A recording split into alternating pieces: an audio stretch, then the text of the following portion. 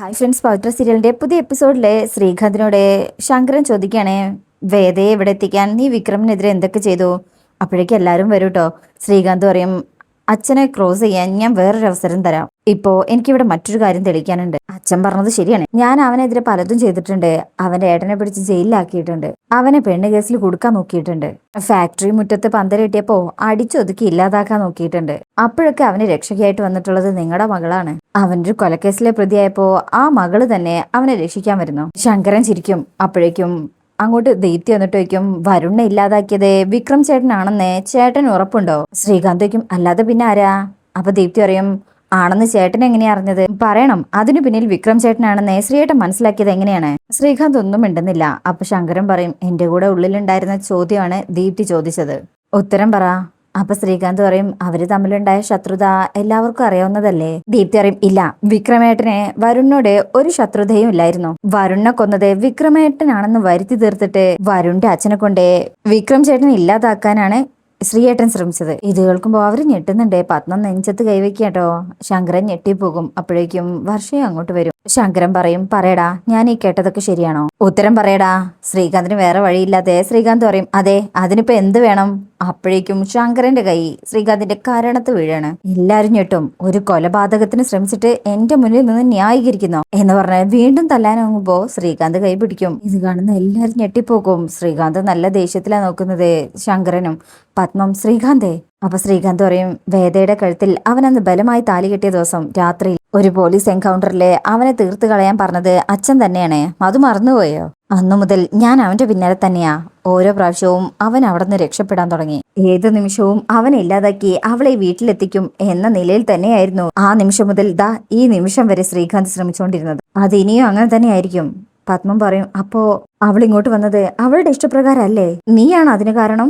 പറയടാ, അവൾ ഇങ്ങോട്ട് വന്നത് നീ കാരണാണോ? ശ്രീകാന്ത് മിണ്ടാതെ നിൽക്കുമ്പോ വേദ അങ്ങോട്ട് വരും. അതിനുത്തരം അയാൾക്ക് ഒറ്റയ്ക്ക് പറയാനാവില്ലമ്മേ. എല്ലാത്തിനും കൂടെ നിന്ന മറ്റൊരാളുടെ സമ്മതം കൂടെ വേണ്ടി വരും അല്ലേ എന്ന് വയ്ക്കുമ്പോ ശ്രീകാന്ത് പറയും, അതേടി, നിന്നെ ഞാൻ ഇങ്ങോട്ട് വരുത്തിയത് തന്നെ അതിനുവേണ്ടി ഞാൻ എന്തൊക്കെ ചെയ്തു എന്ന് വെളിപ്പെടുത്താൻ എനിക്ക് ആരുടെയും സമ്മതം ആവശ്യമില്ല. അതിനു മുമ്പേ നീ നിന്റെ അച്ഛന് വേണ്ടി കാത്തുവെച്ചിരിക്കുന്ന കെണി എന്താണെന്ന് ഞാൻ എല്ലാവർക്കും മുന്നിലും കാണിച്ചു കൊടുക്കാം. നാളത്തെ പത്രത്തിൽ വെണ്ടക്ക അക്ഷരത്തില് നിരത്തി വരുമ്പോ വായിക്കാം, പോലീസ് അന്വേഷിക്കുന്ന പ്രതിക്ക് ജഡ്ജി വീട്ടിലെ സുഖവാസം. ഇത് കേൾക്കുമ്പോ എല്ലാരും ഞെട്ടും. ദീപ്തി ഇങ്ങനെ വേദയെ നോക്കുന്നുണ്ട്. വേദയുടെ മുഖത്തും ടെൻഷൻ വരാൻ തുടങ്ങി. പോലീസ് അവനെ നാട് മുഴുവൻ തിരക്കുമ്പോ അവൻ ഇവിടെ കൊണ്ടുവന്ന് താമസിപ്പിച്ചിരിക്കുക. അതറിയോ നിങ്ങൾക്ക്? ആദ്യം ഞാൻ അവനെ കൂട്ടിക്കൊണ്ട് വരാം. അതിനുശേഷം ഞാൻ അച്ഛന്റെ ചോദ്യത്തിന് മറുപടി തരാം. പണിക്കത്ത് തറവാട്ടിലെ അനന്തരാവകാശിയായിട്ട് ഒരു തെമ്മാടിയുടെ കുഞ്ഞുണ്ടാവരുതെന്ന് എനിക്ക് നിർബന്ധമുണ്ട്. അതിന് ഞാൻ അവനെ കൊല്ലാനും മടിക്കില്ല. വേണമെങ്കിൽ ഇവിടെ വെച്ച് തന്നെ. അങ്ങനെ ശ്രീകാന്ത് പോകാൻ തുടങ്ങുമ്പോ വേദ സ്റ്റെയറിന്റെ അവിടെ കൈവയ്ക്കും. ദേ, അരുത്, മാറി നിക്കടി, മാറി നിൽക്കാനല്ലേ പറഞ്ഞത് എന്ന് പറഞ്ഞ് വേദയെ പിടിച്ചുന്തിയിട്ട് ശ്രീകാന്ത് മുകളിലേക്ക് പോകും. നിക്കാൻ എന്ന് പറഞ്ഞ് വേദയും പിന്നാലെ പോവും. അങ്ങനെ വീട്ടിലുള്ള എല്ലാവരും കൂടെ പോവും. നിക്കാനാ പറഞ്ഞത്. അപ്പോഴേക്കും ശ്രീകാന്ത് ഓടിച്ചെന്ന് മുകളിലെ ഡോറ് തുറന്ന് റൂം മൊത്തം പരിശോധിക്കും. വാഷ്റൂമൊക്കെ നോക്കുന്നുണ്ട്. എന്നാൽ വിക്രം ഈ സമയം പുറത്തേക്ക് ഇറങ്ങി ആ സൺസൈഡിന്റെ ഭാഗത്ത് ഒളിച്ച് നിൽപ്പുണ്ട് കേട്ടോ. അങ്ങനെ ശ്രീകാന്ത് എല്ലായിടത്തും നോക്കും. പുറത്ത് ആ ഒരു സ്റ്റോർ റൂം ഉണ്ടെന്ന് പറഞ്ഞില്ല, അവിടെയൊക്കെ പോയി നോക്കുന്നുണ്ട്. പക്ഷെ കാണുന്നില്ല കേട്ടോ വിക്രമിനെ.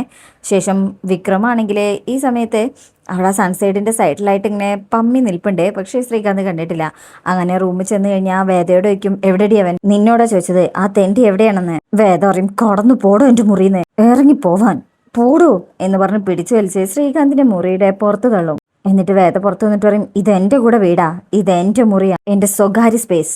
എനിക്ക് മുന്നേ എന്റെ അമ്മയ്ക്കുണ്ടായിരുന്നുള്ള അധികാരം വെച്ച് ഈ മുറിയിലേക്ക് ഇടിച്ചു കയറാൻ നോക്കണ്ട. മുറിയിലേക്കെന്നല്ല, ഈ വീട്ടിലുള്ള എന്റെ ഓരോ അവകാശങ്ങളിലേക്കും. മനസ്സിലായടോ? താൻ എന്താ പറഞ്ഞത്? പണിക്കത്ത് തറവാടിന്റെ അനന്തരാവകാശിയായിട്ട് ഒരു ഗുണ്ടയുടെ കുഞ്ഞ് പിറക്കാൻ പാടില്ലെന്ന്. എന്നാ കേട്ടോ, ആ ഗുണ്ടയുടെ കുഞ്ഞിനെ തന്നെയാ ഞാൻ പ്രസവിക്കാൻ തീരുമാനിച്ചിരിക്കുന്നത്. അതിലെനിക്ക് അഭിമാനമേ ഉള്ളൂ. കാരണം തന്നോളം വൃത്തികെട്ടവനും ക്രിമിനലും അല്ല എന്റെ വിക്രം എന്നുള്ളത് കൊണ്ട് തന്നെ. ഇത് കേൾക്കുന്ന ശ്രീകാന്ത് ഡി എന്ന് വിളിച്ച് വേദയുടെ മുഖത്ത് ആഞ്ഞടിക്കും. ഇത് കാണുന്ന എല്ലാരും ഷോക്കായി പോകുന്നുണ്ട്. ശ്രീകാന്ത് വേണ്ട എന്ന് പറഞ്ഞിട്ട് ശങ്കരൻ പിടിച്ചു വെക്കാൻ നിൽക്കുമ്പോ ശങ്കരനെ ശ്രീകാന്ത് പിടിച്ചു തള്ളുമ്പോ ശങ്കരൻ അവിടെയുള്ള സോഫയിലേക്ക് വീഴാണെ. പത്മം പോയി പിടിക്കും. എന്നിട്ട് ശ്രീകാന്ത് വേദയുടെ മുടിയിൽ കുത്തിപ്പിടിച്ചിട്ട്, നീ അവന്റെ കുഞ്ഞിനെ പ്രസവിക്കല്ലേടി, നീ എന്താ പറഞ്ഞത് എന്നൊക്കെ ഇങ്ങനെ പറയുമ്പോ മുടി കുത്തിപ്പിടിച്ചുകൊണ്ട് തന്നെ വേദ കരയുന്നുണ്ട്. ഈ ശബ്ദം വിക്രം കേൾക്കുമ്പോ വിക്രമിന് പിന്നെ അവിടെ നിൽക്കാനാവുന്നില്ല. വിക്രം അവിടുന്ന് പുറത്തേക്ക് വരും. ആരാടി ക്രിമിനലെ? പറ, ആരാ ക്രിമിനൽ എന്നേ? അപ്പൊ വേദ പറയും, നീ ആരെയും കൊന്നു തള്ളാൻ മടിയില്ലാത്ത നീ തന്നെ. വർഷയും അപ്പോൾ പിടിച്ചു മാറ്റാൻ ശ്രമിക്കുന്നുണ്ട് ദീപ്തിയും. അവരെയൊക്കെ ശ്രീകാന്ത് പിടിച്ചു തള്ളിയിട്ട് വേദയെ ഡോറിന്റെ അവിടേക്ക് ഒരൊറ്റ ഒന്ത് കൊടുക്കും. ശേഷം അവിടെ ഒരു വലിയ ഫ്ലവർ വൈസ് ഉണ്ടായിരുന്നു, അതെടുത്ത് വേദയുടെ തലയിൽ ആഞ്ഞടിക്കാൻ ശ്രമിക്കുമ്പോഴേക്കും ശ്രീകാന്ത് തെറിച്ചു വീഴും. വിക്രം വന്നൊരൊറ്റ ചവിട്ട്. വിക്രം വരുന്നത് കണ്ട് എല്ലാരും ഞെട്ടിപ്പോകുന്നുണ്ട്. അങ്ങനെ ശ്രീകാന്തിന് എണീക്കാൻ പറ്റുന്നില്ല കേട്ടോ. വിക്രമാണെങ്കിൽ കാലുകൊണ്ട് ശ്രീകാന്തിന്റെ മുഖത്തും പള്ളയ്ക്കും നെഞ്ചത്തൊക്കെ നന്നായിട്ട് ചവിട്ടും. ഇതൊക്കെ കണ്ട് എല്ലാവരും ഷോക്കായി നിൽക്കുക.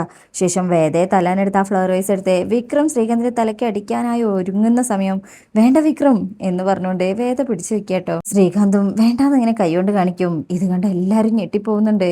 ദീപ്തിയും വേണ്ട ഏട്ടാന്ന് പറയുന്നുണ്ട്. വേദ പറയും വേണ്ട. അങ്ങനെ വിക്രം അത് താഴേക്കിടും. ശേഷം വേദ അച്ഛനോട് പറയും ശരിയാ, വിക്രം ഈ വീട്ടിൽ തന്നെ ഉണ്ടായിരുന്നു. അങ്ങനെ ചെയ്തതിൽ എനിക്ക് ഒരു തെറ്റും തോന്നുന്നില്ല. അതിന്റെ പേരിൽ ആരോടും മാപ്പ് ചോദിക്കാനും ഞാൻ തയ്യാറല്ല. നിരപരാധിയായ ഒരു മനുഷ്യന്റെ ജീവൻ രക്ഷിക്കാൻ എനിക്ക് അതല്ലാത്ത മറ്റു മാർഗമില്ലായിരുന്നു. വിക്രമിന്റെ വീട്ടിൽ നിന്ന് ഞാൻ മടങ്ങി വന്നതിന്റെ കാരണം എന്താണെന്ന് അച്ഛൻ ചോദിച്ചില്ലേ? ഞാൻ പറഞ്ഞതൊന്നുമല്ല കാരണമെന്ന് അച്ഛന് തോന്നിയെന്നും പറഞ്ഞില്ലേ? സത്യമാണ്, അതൊന്നുമല്ല കാരണം. അച്ഛന്റെ മൂത്ത മകൻ, അയാളുടെ അമ്മായിയച്ഛൻ, അതായത് എന്റെ കൂടെ അങ്കിൾ, അയാളും കൂടെ ചേർന്ന് വിക്രമിന്റെ അച്ഛനെ കൊല്ലുന്ന ഉറപ്പായപ്പോ അത് ഒഴിവാക്കാൻ എനിക്ക് വേറെ മാർഗമില്ലാതായി. ശങ്കരൻ ഞെട്ടിപ്പോവും. മോളെ നീ? വേദ പറയും അതെ അച്ഛാ, ഒരു കോടതി മുറിയിലും അച്ഛൻ സാക്ഷിയാവാത്ത വിധം കോംപ്ലിക്കേറ്റഡ് ആയിട്ടുള്ള ഒരു കേസാണിത്. ശുചീന്ദ്രത്ത് വെച്ച് അച്ഛനെ കാണാതായപ്പോൾ ഞങ്ങൾ എല്ലാവരും ഭയങ്കര ടെൻഷനും സങ്കടത്തിലും. അങ്ങനെ ഒരു ദിവസം എന്റെ കണ്ണ് കെട്ടി ഇയാളുടെ ആൾക്കാര് ഒരു സ്ഥലത്ത് എത്തിച്ചു. അവിടെ വിക്രമിന്റെ അച്ഛനെ 3 ദിവസമായി ബോധം കെടുത്തിയിട്ടിരിക്കുകയായിരുന്നു. എല്ലാം ഉപേക്ഷിച്ച് ഞാൻ മടങ്ങി വന്നാൽ മാത്രമേ അച്ഛന്റെ ജീവൻ തിരികെ ലഭിക്കുള്ളൂ അത്രേ, അല്ലെങ്കിൽ മരണം. അതായിരുന്നു എനിക്കുള്ള ചോയ്സ്. ഞാൻ അച്ഛന്റെ ജീവൻ തെരഞ്ഞെടുത്ത് ഇങ്ങോട്ട് മടങ്ങി വന്നു. എന്നേക്കുമായി വന്നതാണെന്ന് ഇവർ തെറ്റിദ്ധരിച്ചു. ഞാൻ പക്ഷേ ഒരു തീരുമാനം എടുത്തിരുന്നു. ഇയാളുടെ മുഖംമൂടി അച്ഛന്റെ മുന്നിൽ വലിച്ചു കീറുന്ന ഒരു തീരുമാനം എടുത്തിട്ടാണ് ഞാൻ വന്നത്. പക്ഷെ അതിനിടയിലാ വരുൺ കൊല്ലപ്പെട്ടത്. ഇത് കേൾക്കുമ്പോ ദീപ്തിയുടെ മുഖത്ത് വീണ്ടും വിഷമം വരികയാണ്. അതിന്റെ ഉത്തരവാദിത്വം വിക്രമിന്റെ തലയിൽ വെച്ച് വാസവനെ കൊണ്ട് വിക്രമിനെ കൊല്ലാൻ നോക്കി. വെടിയേറ്റ് വിക്രം എന്നെ വിളിച്ചപ്പോ എനിക്കിതല്ലാതെ മറ്റു മാർഗമില്ലായിരുന്നു. എല്ലാരും ഇതായിട്ട് ഷോക്കാവുന്നുണ്ട്. അപ്പൊ ശ്രീകാന്ത് പറയും അച്ഛാ പോലീസിനെ വിളിക്കേ, ഇവള് പറയുന്നത് വിശ്വസിക്കാൻ നിൽക്കരുത്. വേദ പറയും ആരും ഇവിടെ പോലീസിനെ വിളിക്കാൻ പോകുന്നില്ല, അങ്ങനെ കീഴടങ്ങാൻ ഉദ്ദേശിക്കുന്നില്ല. ഞങ്ങൾക്ക് കുറച്ചുകൂടെ കാര്യങ്ങൾക്ക് ഉത്തരം കണ്ടെത്താനുണ്ട്. വിക്രം അപ്പോ ശങ്കരനോട് പറയും തെറ്റ് ചെയ്തിട്ടുണ്ടെങ്കിൽ അത് സമ്മതിക്കാനും കീഴടങ്ങാനും എനിക്കൊരു മടിയില്ല സാറേ. പക്ഷേ സാറിന്റെ മകൻ പറയുന്ന കുറ്റം ഞാൻ ചെയ്തിട്ടില്ല. വരുൺ കൊല്ലപ്പെടുമ്പോ ഞാൻ കൂട്ടുകാരോടൊപ്പം ക്ലബിലായിരുന്നു. വരുണിന്റെ കൊലപാതകത്തിൽ എനിക്ക് പങ്കില്ല എന്നറിയാവുന്ന ഏക ദൃക്സാക്ഷി അത് പുളിക്കലായിരുന്നു. ഇപ്പോ അവനും കൊല്ലപ്പെട്ടു. ആരാണ് വരുണിന്റെ കൊലപാതകി എന്ന് ആ പുളിക്കൽ വാസവനോടും കോടതിയോടും പറയാൻ തൊട്ടു മുമ്പ് ആ കൊലപാതകം നടന്നത്. വരുണിനെ കൊന്നതും അത് പുറത്തറിയാതിരിക്കാൻ പുളിക്കലിനെ കൊന്നതും ആരാണെന്ന് ഇപ്പൊ നിങ്ങൾക്ക് ഊഹിക്കാം എന്ന് പറഞ്ഞ് ശ്രീകാന്തിനെ നോക്കും. ദീപ്തിയുമായി വരുണിന്റെ വിവാഹം നടക്കുന്ന ഉറപ്പായപ്പോഴായിരുന്നു ആ കൊലപാതകവും തീരുമാനിക്കപ്പെട്ടത്. കണിക്കത്ത് തറവാടിന്റെ അനന്തരാവകാശികളെ തീരുമാനിക്കുന്നത് ആരാണെന്നും അതെന്തിനാണെന്നും ഇപ്പൊ അച്ഛനെ വ്യക്തമായി മനസ്സിലായില്ലേ എന്ന് വേദ പറയുമ്പോ എല്ലാരും ശ്രീകാന്തിനെ നോക്കും. അപ്പോ വിക്രം പറയും എല്ലാത്തിനും സാക്ഷിയായി ഇപ്പോഴും ഒരാൾ ജീവിച്ചിരിപ്പുണ്ട് സാറേ, അയാളെ കൂട്ടി ഞങ്ങൾ വരും. അപ്പൊ വേദ ശ്രീകാന്തിനോട് പറയും അന്ന് പ്രതിസ്ഥാനത്ത് നിൽക്കുന്നത് നിങ്ങളാണെങ്കിൽ നിയമം അനുശാസിക്കുന്ന പരമാവധി ശിക്ഷ വാങ്ങിച്ചു തരാൻ ഏതറ്റം വരെ വേണമെങ്കിലും ഞാൻ പോരാടും. എന്റെ അച്ഛനാണ് സത്യം.